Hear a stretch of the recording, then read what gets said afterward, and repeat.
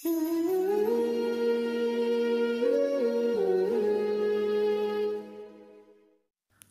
علیکم ورحمۃ اللہ وبرکاتہ۔ ناظرین، استقبال ہے آپ کا ہمارے چینل الاخبار میڈیا پر۔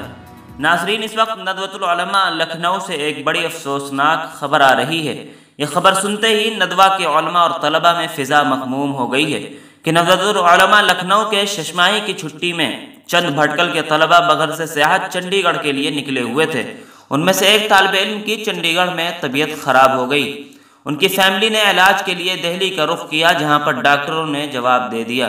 پھر بذریعہ ایمبولینس 2 ڈاکٹروں کی نگرانی میں بھٹکل کے لیے روانہ ہوئے، لیکن زندگی نے وفا نہ کیا اور راستے میں ہی ان کا انتقال ہو گیا۔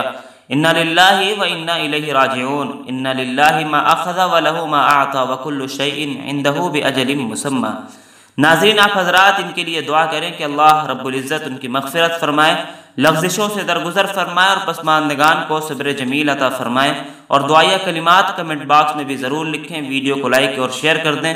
اس طرح کی اور بھی ملی و ملکی خبریں حاصل کرنے، مدارس اور علماء کے متعلق ہر خبر سے باخبر رہنے کے لیے ہمارے چینل الاخبار میڈیا کو سبسکرائب کر دیں، بیل آئیکن ضرور دبا دیں۔ شکریہ، والسلام علیکم ورحمۃ اللہ۔